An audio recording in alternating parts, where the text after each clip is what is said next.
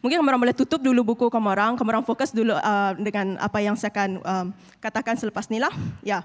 Sebelum tu kan, saya mau kamu orang tengok kiri dan kanan kamu orang. Katakan terima kasih sebab hadir pada hari ini. Terima kasih. Okay.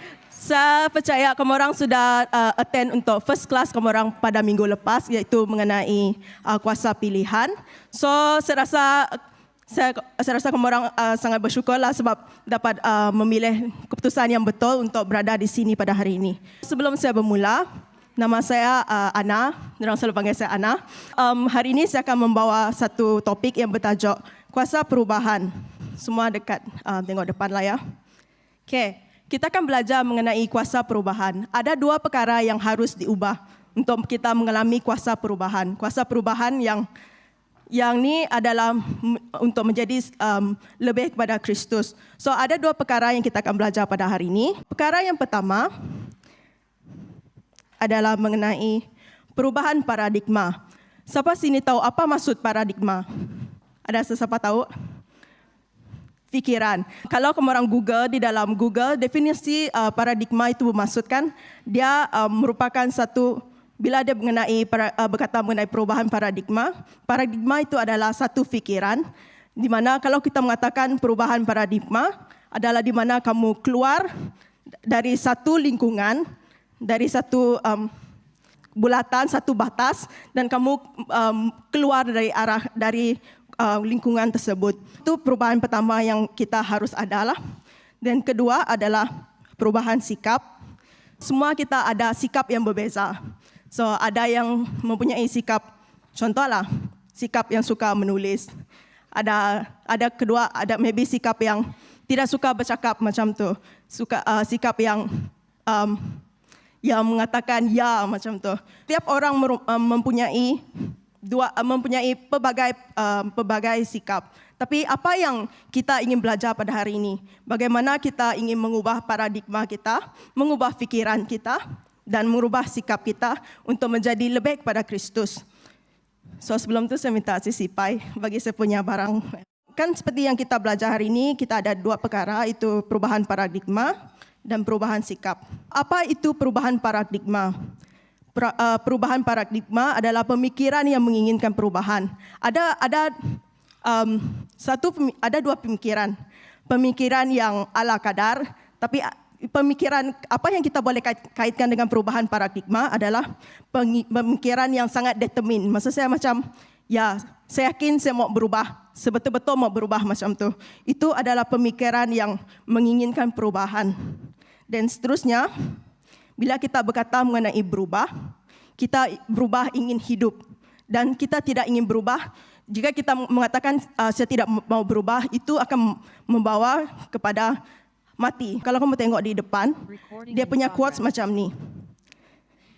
Jangan menjadi mangsa atas perubahan, tetapi menang atas perubahan. Apa yang dikatakan dengan perubahan? Kita sekarang ni kan kita di dalam era di mana sangat banyak benda yang di sekeliling kita, macam social media macam tu kan. Adakah kita menjadi orang yang mengikut perubahan masa, perubahan yang ada di dunia macam tu? Tapi apa yang dia katakan? Kita hendaklah menjadi orang yang menang atas perubahan. Kita tukar menggunakan perubahan tu untuk menang. Dan yang kedua, satu tadi adalah perubahan paradigma, yang kedua adalah perubahan sikap. Sikap yang bagaimana? So, sikap yang pertama adalah sikap yang saya ingin berubah. Yang ini satu, berubah. Kamu ingin berubah sajakah? Tapi ada satu lagi ayat, saya ingin berubah sekarang, something yang sangat immediate. So, ini ada satu perkongsian yang saya mau kaitkan dengan perkara yang terjadi dengan saya baru-baru ni lah. Saya mengalami macam, saya suka main satu game. Saya rasa macam game ni sangat best macam tu lah. Then end up, bila saya tengok, saya fikir balik, game ni tak bagus lah. Maksud saya macam, game ni sangat banyak mencuri masa saya macam tu. So, apa yang saya buat? Bila saya katakan saya ingin berubah sekarang, saya katakan saya tidak mau main game ni lagi. Saya ingin uninstall. Itu perubahan yang sangat nyata bagi saya lah. Sebab saya ingin mengambil keputusan untuk berubah sekarang macam tu. Ada 2 perkara dekat sini, ada 2 quotes dia bagi tahu. Tiada yang boleh menghalang seseorang yang memiliki sikap ingin berubah untuk mencapai sasaran hidupnya. So bila seseorang tu dia sangat determined, dia sangat yakin dia mau berubah, dia sangat betul-betul macam mana cakap, dia betul-betul mau berubah, tak ada orang yang dapat halang dia. Dan ada type yang kedua, itu type yang pertama. Jenis orang yang kedua adalah tiada yang boleh menolong seseorang yang memiliki sikap yang tidak ingin berubah. Last week kita sudah belajar mengenai pilihan kan. Setiap orang ada pilihan untuk memilih untuk berubah atau tidak. Jika kita mengatakan kamu kena berubah, tapi jika dia tidak mengambil pilihan itu untuk berubah, tak ada siapa yang dapat menghalang dia. Tapi apa yang kita inginkan? Kita ingin menukar sikap tu supaya dia ingin berubah. Saya akan ambil satu quote daripada Maria Robinson, iaitu tiada siapa yang boleh kembali kepada masa silamnya dan membuat permulaan yang baru. Tetapi semua orang boleh membuat permulaan yang baru hari ini dan mencipta suatu pengakhiran yang baru. Kita selalu dengar pasal time machine, tapi realitinya kamu tidak boleh kembali kepada masa silam. Apa yang kamu buat sekarang, apa yang kamu decide sekarang, itu yang menjamin masa depan kamu. So tak ada siapa yang boleh mengubah masa silam dia, tapi dia boleh mengubah apa yang akan terjadi pada masa hadapan. Itu yang dikatakan di dalam quote ni. Ayat firman yang sangat biasa kita dengar di dalam Roma 12 ayat 2 berbunyi begini. Janganlah ikut cara dunia, sebaliknya berubahlah menurut pembaruan fikiranmu. Dengan demikian, kamu dapat memastikan apa kehendak Allah itu, apa yang baik, yang diredainya dan yang sempurna. Di dalam perkataan metamorfosis ni, di dalam perkataan Yunani, kamu boleh Google, dia berbicara mengenai transformation of life, maksudnya perubahan macam tu. So di dalam Yunani perkataan dia adalah metamorfosis. Apa yang dikatakan dengan metamorfosis? Iaitu berubah secara perlahan, nampak dalam penampilan dan tabiat baru. New habits. Perubahan ini terjadi secara radikal, 180 darjah, benar-benar terjadi dan bersifat menyeluruh, baik secara dalaman maupun luaran. So kalau kamu tengok di dalam gambar ni kan, itu adalah proses perubahan seekor rama-rama. So dari telur macam tu, dia menjadi ulat beluncas, dan dari sana pergi larva, dan seterusnya menjadi rama-rama. Perubahan ni adalah satu yang progressing. Maksud saya macam kalau kita sebut pasal 180 darjah, maksudnya dia tidak akan kembali lagi kepada masa silam dia. Dia tak akan balik lagi menjadi telur macam tu. Setiap proses tu, dia progressing. So macam tu juga manusia. Setiap kali kamu melangkah, kamu bertumbuh, kamu menjadi semakin matang macam tu. Itu yang dinamakan dengan perubahan metamorfosis. Ya. Yang hari ini kita akan belajar mengenai Yakub. Kamu boleh baca di dalam Kejadian 32 dan dan bab 33 juga. Bagaimana perubahan yang membawa kemenangan bagi hidup Yakub. Seperti yang kita tahu, pribadi Yakub adalah pribadi yang penipu. Nama Yakub sendiri adalah penipu. Kehidupan Yakub adalah dipenuhi dengan kepura-puraan. Dia sangat banyak yang terjadi di dalam kehidupan Yakub. Even sebelum dia lahir lagi, sebelum dia keluar dari rahim ibu dia, dia sudah develop sikap berpura-pura dan sikap menipu macam itulah. Yakub ni dia seorang yang sanggup menipu untuk mencapai keinginan dia. Apa contoh yang kita boleh tengok? Di dalam Kejadian 27, Yakub bersama Ribka, ibunya menipu Ishak, bapanya untuk mendapat berkat kesulungan daripada Esau abangnya. Kamu boleh baca balik di dalam Kejadian 27 bagaimana Yakub bersama ibunya mereka menipu bapa dia si Ishak untuk mendapat berkat kesulungan. Yang contoh kedua adalah sebelum dilahirkan Yakub memegang tumit Esau abangnya. Yakub dan Esau adalah adik-beradik kembar macam tu. By right Yakub adalah adik. Tapi apa yang dia lakukan? Even sebelum dia keluar pun dia try untuk menarik tumit kaki abang dia. Betapa Yakub ni dia try untuk mementingkan diri dia, dia sanggup untuk mengambil macam tu. Dia cuba untuk mengambil hak kesulungan daripada abang dia. Apa yang terjadi di dalam kehidupan Yakub? So Yakub dia hidup dalam ketakutan. Yang ini kamu boleh tengok dalam Kejadian 27 ayat 41 hingga 46. Akibat dari kisah penipuan ini, timbullah rasa takut akan kemarahan abangnya Esau, lalu Yakub lari ke rumah Laban di daerah Mesopotamia. So apa yang terjadi? Selepas kan semasa yang ini kamu boleh baca balik di dalam Kejadian 27, di saat si Yakub dia menipu bapa dia lah, dia bagi tahu yang ni yang bahawa dia adalah si Esau. Dia menjadikan diri dia seperti Esau macam tu. Tapi sebab dia takut, dia lari ke rumah saudara dia. Ini akibat pertama. Kita boleh tengok contoh hidup yang di dalam ketakutan. Seperti anak kecil ni kan, dia sangat takut. Even dia sendiri takut dengan bayang-bayang dia. Betapa teruknya kalau kamu hidup di dalam ketakutan macam tu. Akibat yang kedua adalah Yakub mendapat balasan dari perbuatannya. Yang ini boleh didapati di dalam Kejadian 29. Banyak yang terjadi di dalam hidup si Yakub.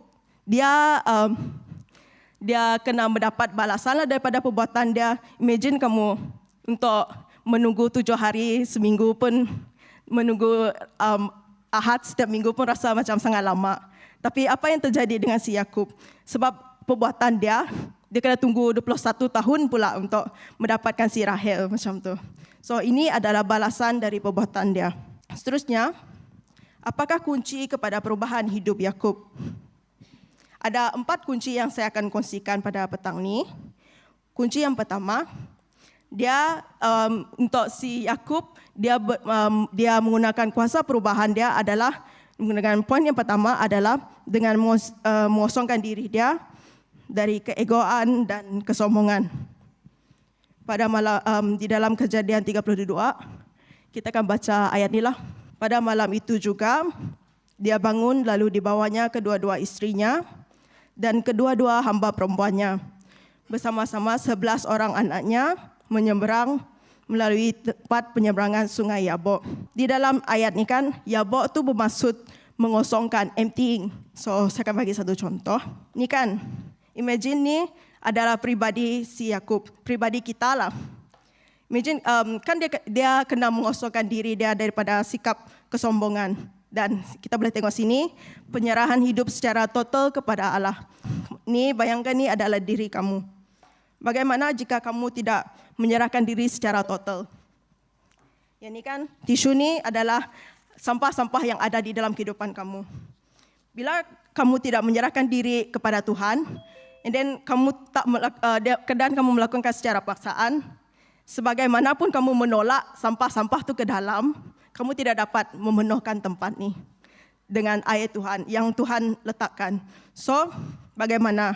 So, kamu kena lakukan dengan secara intentional, secara sengaja. Kamu kena tarik, instead of pushing benda tu, rubbish tu dalam hidup kamu, kamu kena tarik, kamu kena cabut keluar benda tu kan, supaya hadirat Tuhan memenuhi kamu punya vessel macam tu, kamu punya cup. Itu poin yang pertama. Ini berbicara, itu adalah tindakan dan pilihan keputusan yang tepat untuk memperoleh perubahan. Key yang kedua, Yakub berubah di saat dia mengalami perjumpaan pribadi dengan Allah. Nah, selepas di saat seseorang mengalami perjumpaan pribadi, dia itu yang menjamin bagaimana hidup dia akan diubah. Yang ini kita tahulah cerita mengenai Yakub yang bergelut dengan Allah lah, sehingga nama dia instead of Yakub penipu ditukar kepada Israel. So di dalam ayat 28 berbunyi begini. Kini namamu bukan lagi Yakub tetapi Israel, kerana kamu sudah berjaya bergelut dengan Allah dan manusia. Itu adalah perjumpaan pribadi antara Yakub dengan Allah. Dan poin yang ketiga adalah berharap pada Tuhan. Kalau kamu tengok, another words for berharap adalah bergantung, depends on. kamu mengandalkan Tuhan. Itu bermaksud kamu tidak mengandalkan diri kamu sendiri. Kamu mengandalkan Tuhan. Ada 3 poin di sini. Nah, Yakub tidak lagi bergantung kepada kepandaiannya, tetapi memilih berharap pada Tuhan. Instead of dia fikir pasal diri dia sendiri, dia memilih untuk melihat ke arah Tuhan macam tu. Tuhan memberikan keberanian kepada Yakub untuk mengalahkan ketakutan. Kalau kamu tengokkan cerita yang dia kena di saat dia bergelut dengan Allah, apa yang terjadi dengan pangkal paha dia? Dia tidak dapat berjalankan. Memang benar proses itu sangat sakit, tapi disebabkan perkara itu dia tidak dapat lari lagi daripada kenyataan hidup dia, dan dia gunakan kelemahan itu untuk face dia punya ketakutan. Itu yang membuatkan dia lagi berani macam tu, kerana dia berharap pada Tuhan yang Tuhan akan menjaga dia. Ya, itu poin ketiga. Poin yang keempat adalah mengakui kesalahan dan mengampuni. Di sini kita tahu di dalam Kejadian 33, di saat Yakub selepas dia cakap dia memang tak dapat lari sudah. Dia tak dapat lari langsung sebab dengan kesakitan dia memilih untuk berjumpa dengan abang dia dan merendahkan diri dan meminta pengampunan daripada abang dia. Saya rasa yang ni kan sangat bukan satu kebetulan bah. Sebab imagine 7 kali dia sujud. Betapa sangat spesifiknya Tuhan. Dia memberikan apa yang terjadi kepada si Yakub adalah satu pengenapan di mana Tuhan bekerja di dalam pribadi dia. Ya, itu adalah poin yang keempat. Ini poin yang terakhir daripada saya. So, kita akan masuk ke dalam ayat hafalan. Dekat sini kan saya minta John dengan Sipai. Ya, sebelum kita masuk ke dalam pembincangan kumpulan, saya tunjuk something dulu dengan kamu orang. Di dalam Roma 12 ayat 2 kita belajar begini. Janganlah ikut cara dunia, sebaliknya berubahlah menurut pembaruan fikiranmu.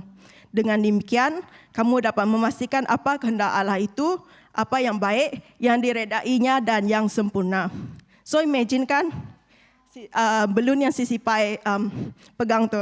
Imagine ni adalah pribadi kamu. Bila kamu masukkan worldly value, nilai dunia ke dalam pribadi kamu.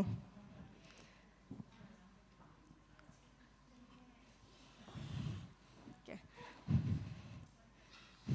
Bila kamu memasukkan setiap nilai-nilai dunia di dalam pribadi kamu kan, apa yang akan terjadi? Kita tunggu dulu dah. So imagine ni kan, ni belum ni. Kalau dia lagi besar kan, apa terjadi kalau kamu masukkan worldly value dalam hidup kamu? Makin besar, makin banyak value yang tidak bagus di dalam hidupan kamu, itu akan membuatkan kehidupan kamu menjadi pecah macam tu. Then imagine kan, kalau instead of kamu menyimpan worldly value, kamu keluarkan worldly value. Kan Tuhan ada rencana sendiri untuk diri kita, bah. Dia tahu apa yang terbaik untuk kamu. Instead of kamu memasukkan dan pecah macam tu kan, dia tahu apa shape yang terbaik untuk kamu, apa nilai yang terbaik untuk kamu. Ini yang terjadi kalau kamu mengeluarkan worldly value daripada hidup kamu dan kamu masukkan God value dalam diri kamu. Ya, itu adalah cara untuk kamu hafal ayat hafalan pada hari ini. Ya. So, saya akan serahkan pada MC. Ini adalah perbincangan kumpulan. Kamu boleh kembali kepada kumpulan masing-masing lah. Ya.